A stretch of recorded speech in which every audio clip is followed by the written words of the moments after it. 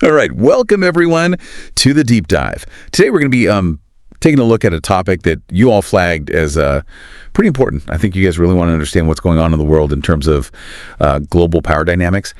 And one of the things that you flagged specifically is India's aircraft carrier strategy. Yeah. And specifically the INS Vikrant. You're looking to really kind of get a grip on, what are some of these shifts that are happening, globally. And of course, aircraft carriers as these kind of mobile epicenters of naval power, right? Right. They really matter in that conversation. Yeah, absolutely. And I think what we're going to do in this deep dive is kind of unpack not just why aircraft carriers in general are important, but we'll see specifically why they're so significant to India and its ambitions. We'll look at its history with these big ships. We'll go over the Vikrant, like all the cool features that it has, and then we'll even look forward, and see where is it going? What's India going to do with naval power in the future? Right. And I think, it's important to think about all of this in the context of, we got to think about China, right? China's naval capabilities, they're expanding like crazy, right? And when you talk about who controls the seas and who can project force across the seas, aircraft carriers are part of that conversation. Yeah. So, I guess, our mission today is to understand, why is the INS Vikrant being talked about as this game changer? Why is it such a big deal for India in this kind of evolving, geopolitical game that's going on? So, I guess jumping right into it, in a world of advanced land-based missiles, sophisticated air defenses, why are these big, expensive ships, why are aircraft carriers still so important today? Yeah, and that's the amazing thing, right, about aircraft carriers, is that despite all these advancements that we have with land-based things, they're still relevant, they're still important, and that comes down to really two core advantages, that they provide, right? Which is that they can project power really far from home, and they can also control the seas. So really, these two things are what's driving their continued relevance. So power projection. I hear that a lot. We hear that a lot. What does that actually look like on the water, though? What are we actually talking about there?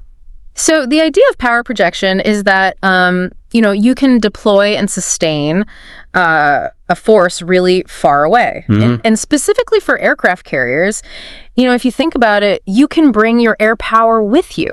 Yeah.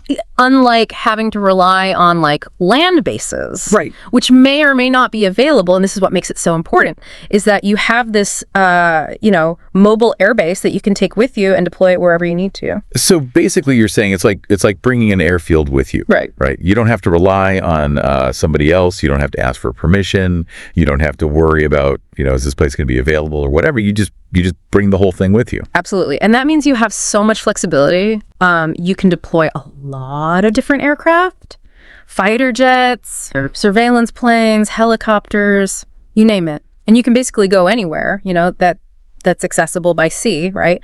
And so think about, the Gulf War in 1991, right? The U.S. was able to deploy these carriers and within a matter of days launch these massive airstrikes against Iraq. Right.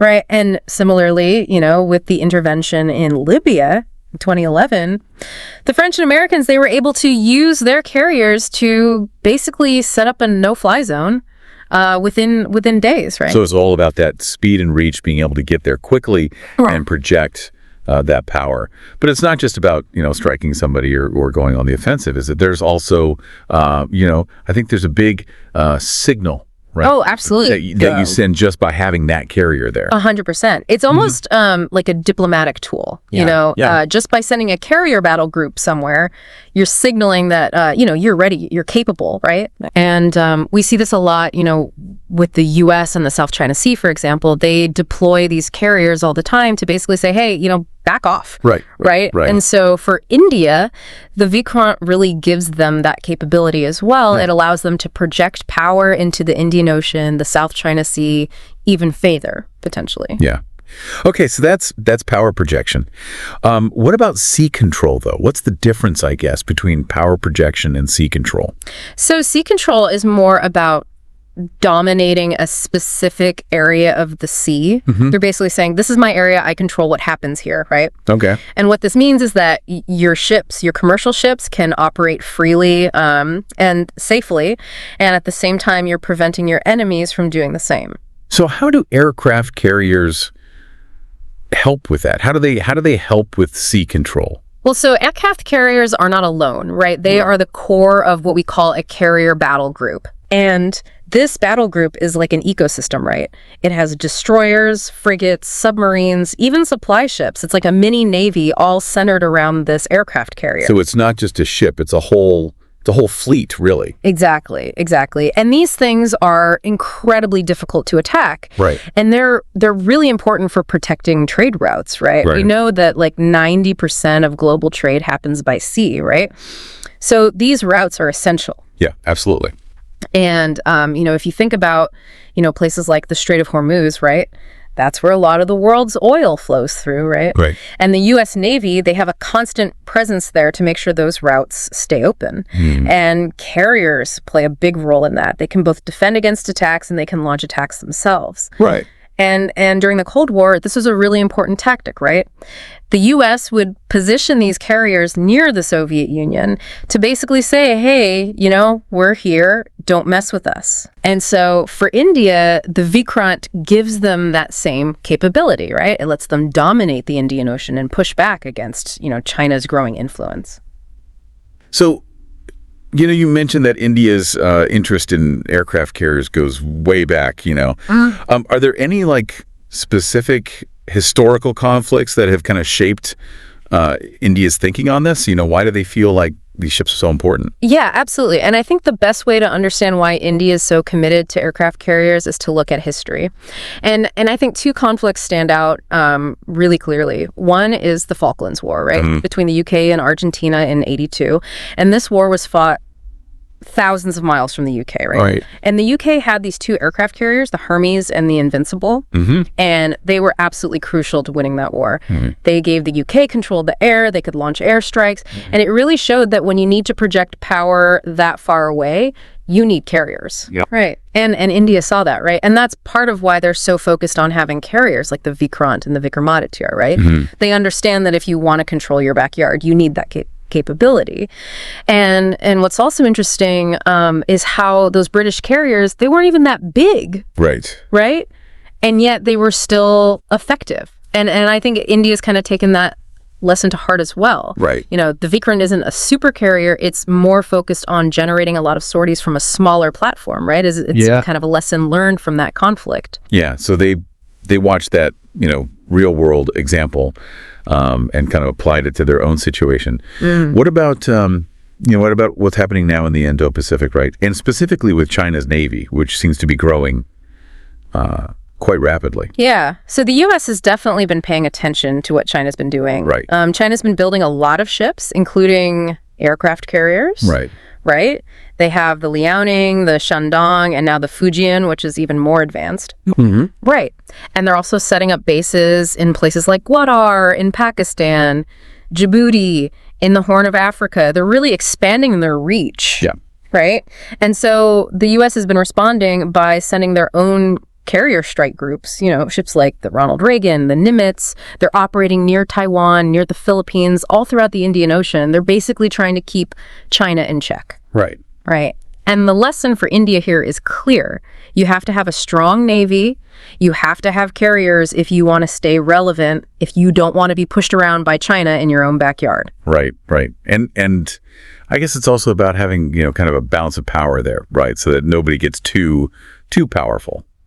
India itself has some experience with aircraft carriers, right? Oh, absolutely. Specifically in the 1971 war with Pakistan. Can you talk a little bit about that? Yeah, so in 1971, India had the old INS Vikrant, right? And it played a huge role in the Bay of Bengal. It launched attacks on Pakistani ports. It cut off their supplies. It basically made it impossible for Pakistan to fight effectively. Right. And the war ended really quickly, like in 13 days. And that really showed how effective carriers could be, especially in that region. And the new Vikrant, it's really seen as continuing that legacy. So, they've learned from other countries' conflicts. They've learned from their own history. And they've come to the conclusion that these aircraft carriers are really important. But, it raises the question, why do they need multiple aircraft carriers? One is expensive enough. Why do they need more than one? Yeah, and that's a great question. I mean, these things are not cheap, right? But there are some really important reasons why India needs more than just one. First of all, India has what we call a two-front challenge. they have to worry about both China and Pakistan at the same time. China's building carriers, they're setting up bases, they're working with Pakistan in places like Gwadar. So India needs to be able to respond in both the Bay of Bengal and the Arabian Sea at the same time. You can't do that with just one carrier. Right. Right. So that's one reason. So it's really about the geography, right? Yeah. And the fact that they've got, multiple potential hotspots that they need to be prepared for. What's another reason, though? Another really practical reason is maintenance. Okay. These things are really complicated. They need a lot of upkeep. And if you only have one, what happens when it needs to go in for repairs or upgrades? Right. You're basically left with nothing. So most experts agree that you need at least 3 carriers. One that's out there operating, one that's being worked on, and one that's in reserve, ready to go if needed. So it's really just like, having that extra capacity, right? Yeah. Making sure that there's always something ready to go. What about, the Indian Ocean itself? Like, how does the size and the importance of the Indian Ocean play into all of this? So the Indian Ocean is incredibly important for India. It's their lifeline. 80% of their trade goes through there. They get their energy imports through there. Right. And we're already seeing Chinese submarines operating in the area. Right. So India needs to be able to protect that, and the Vikrant gives them a big advantage in doing that. Right. Okay, so the need for multiple carriers is pretty clear, right? Yeah. It's both strategic and practical. Yeah. Now let's talk about the Vikrant itself. What are some of the things that make this ship so special, so important? So one of the really cool things about the Vikrant is that it's a huge step towards India becoming self-reliant when it comes to defense. They designed it themselves. Wow. They built it themselves at Cochin Shipyard Limited.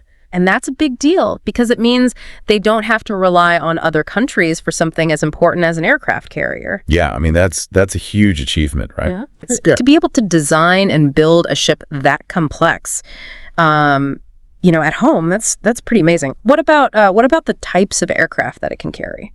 So right now, the Vikrant is set up to operate MiG-29K fighter jets, which are the main workhorse for air-to-air combat and for striking targets. It also has a bunch of helicopters, the Kamov Ka-31 for early warning, right? The MH-60R Seahawk for anti-submarine warfare, and even their own HAL-Driv helicopters. Okay. But what's really cool is that the Vikrant is future-proof. They've designed it so it can handle the next generation of aircraft that India is developing, specifically the TED-BF, the twin-engine deck-based fighter. Right. So this ship is going to be relevant for a long time. Right. So they're thinking ahead. They're making sure that it's going to be adaptable to whatever comes next.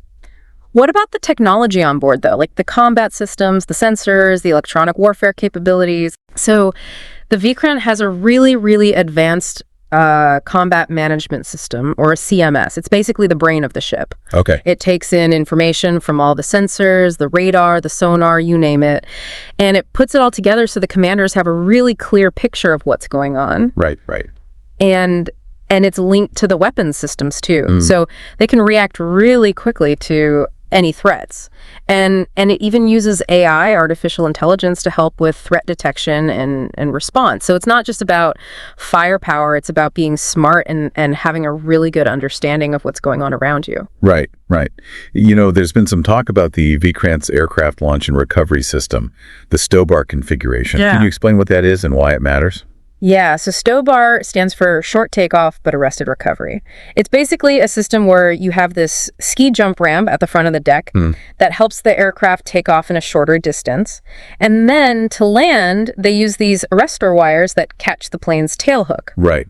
Now, there's another system called CATOBAR, which uses catapults to launch the aircraft. Okay. And China's newest carrier, the Fujian, it uses these really advanced electromagnetic catapults. Now, STOBAR has some advantages. It's simpler, it's cheaper, it takes up less space, but it does limit the weight of the aircraft you can launch. Right. Which means they might not be able to carry as much fuel or weapons. And that can affect their range and their striking power. And so some people argue that India is going to need to switch to CATOBAR for their future carriers. Right. So it's kind of like a trade-off, right? Yeah. Between simplicity now and more capability later on. Yeah. Now, looking ahead, what are some of the big challenges that India's aircraft carrier program still needs to overcome? Yeah, there's definitely a few. I mean, first of all, money, right? These things are not cheap. And India has to balance, spending money on carriers with other priorities like submarines, drones, AI, all that stuff. Right. Right. So budget is a big one. Right. Then they need more aircraft, right? Okay. The MiG-29Ks are getting old. They're going to need to get the Rafale M or develop their own Teddy BF quickly to really make the most of these carriers. And then in the long term, they're going to have to think about nuclear power. Right. China and the US have nuclear carriers. Right. Which means they can stay out at sea basically forever. Yeah. India's going to have to invest in that if they want to be a true global naval power. Right, right. Okay, so they've got those challenges, but they're also looking ahead. They've got plans for the INS Vishal, right? Mm-hmm. What can you tell us about that? What kind of capabilities are they looking for with that?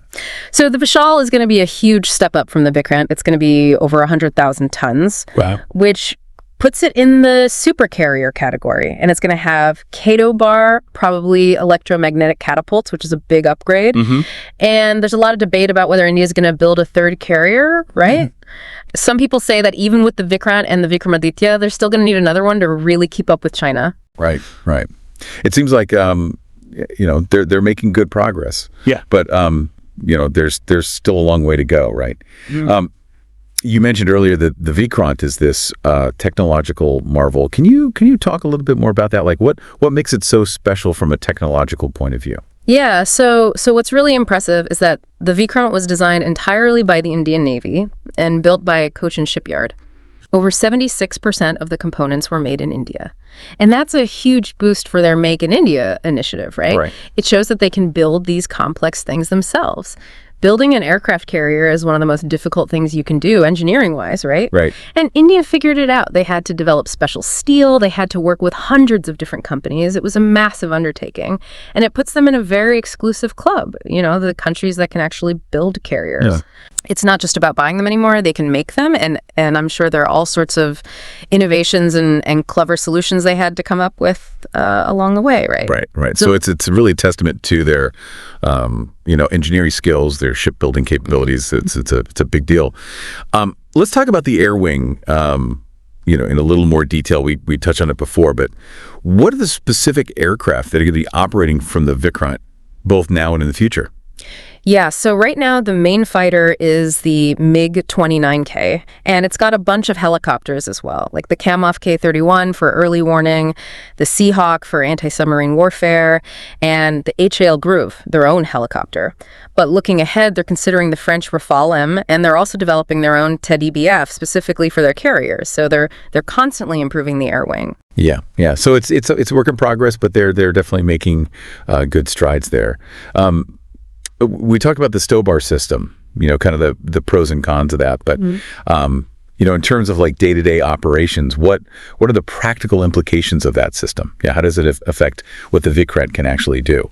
Yeah, so with Stobar, they've got that ski jump, which helps the planes take off quicker, and they've got the arrestor wires to help them land. It's similar to what Russia does. Right. It's simpler, it's cheaper, it saves space. But it does mean the planes can't take off as heavy, which means less fuel, less weapons. So their range and their striking power is affected. Right. With Kato bar, like what the U.S. uses, they can launch heavier planes. They can have dedicated AYCS planes, which are really important for seeing what's going on. Right. And they can have heavier bombers. So Kato bar gives you more flexibility, but it's more complicated and it's more expensive. Right. So there are trade-offs, no matter which way you go. What about the combat management system? We talked about it as being the brain of the ship, but how does it actually work? What makes it so advanced? So the CMS is basically a giant network that connects all the sensors and the weapon systems on the ship. It uses AI to analyze all the data that's coming in, and it can even recommend courses of action. So it's like having a really, really smart co-pilot, right? It helps the crew make sense of everything that's going on and react quickly to threats. It's a huge force multiplier. So it's not just about, having the weapons, it's about knowing how to use them effectively. Excellent. Knowing what's going on around you. Yeah. What are the radar systems? Like, how good are the Vikrant's eyes and ears? So the Vikrant has some really sophisticated radar systems. Okay. It has this ELM 2240 MFIR radar that can see in all directions. It can track hundreds of targets at the same time. And it has this Elta XRN 40L radar that can see things over 400 kilometers away. So it's got both short range and long range coverage. It's very difficult to sneak up on this ship. Yeah, so it's well prepared, to see what's coming. Now, these days it's not just about missiles and guns. Right. Right. What about cyber and electronic warfare capabilities? How does the Vikrant stack up in that regard? Yeah, and you're right. Warfare is changing. And the Vikrant has some really advanced capabilities in this area as well. It can jam enemy radars. It can disrupt their communications. It can even protect itself from cyber attacks. Now, a lot of the details are classified, but it's safe to say that they've invested a lot in this area because they know how important it is in modern warfare. So they're not just thinking about, the physical fight, but also the electronic fight, right? Absolutely. The cyber fight.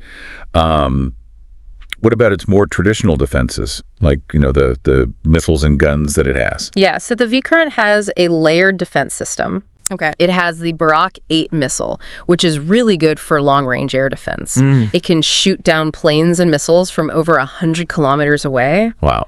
And then for close-in defense, it has this AK-630, which is basically a Gatling gun that can shoot down anything that gets too close. And it also has decoys and torpedo countermeasures, so it's well protected from all angles. So it's basically a fortress, right? Pretty much. Yeah. Now let's talk about the bigger picture.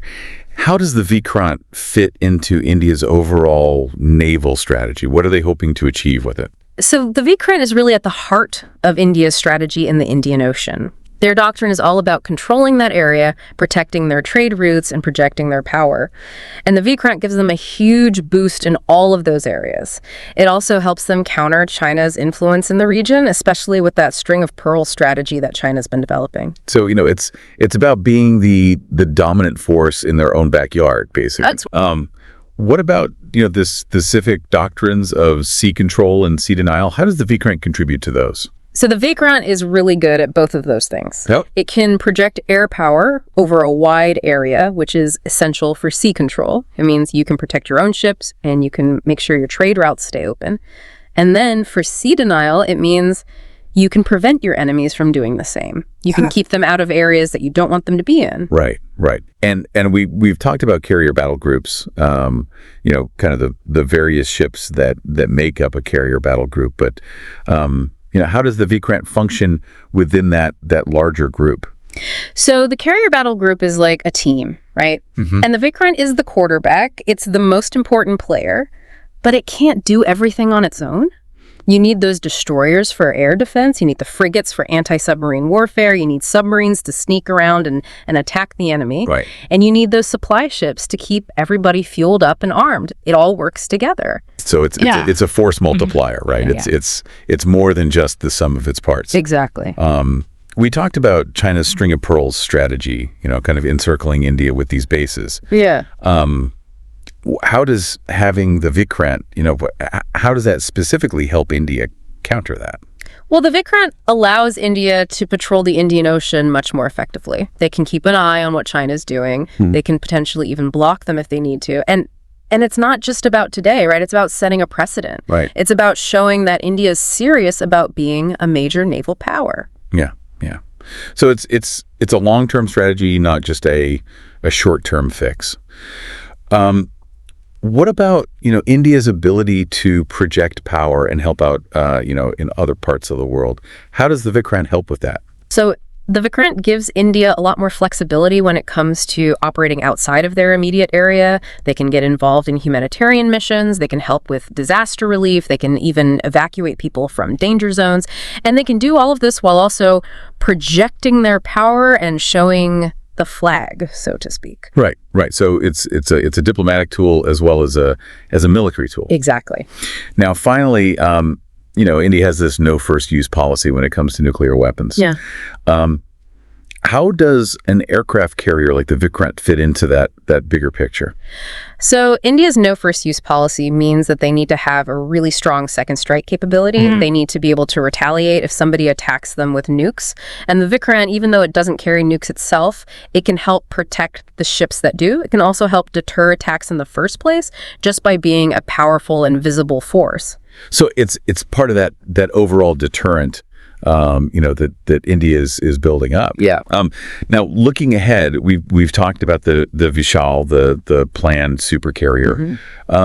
What are some of the key things we know about it so far, and what are the kind of capabilities that they're hoping to achieve with that ship? So the Vishal is going to be massive. It's going to be nuclear powered, which means it'll have almost unlimited range. It'll have Kato-bar, probably electromagnetic catapults, which means it can launch all sorts of heavy aircraft. And they're even talking about having 5th generation fighters on it, maybe even drones and lasers. It's going to be a whole new level of capability for India. So it's really going to be a game changer. If they can pull it off. Absolutely. How would a ship like the Vishal, how would it really change India's role in the world? How would it change their naval posture? So the Vishal would make India a true blue water navy. They'd be able to operate anywhere in the world for as long as they wanted. They'd be able to deter China much more effectively. And they'd be able to project power on a global scale. It would be a huge shift in India's naval strategy. Right. So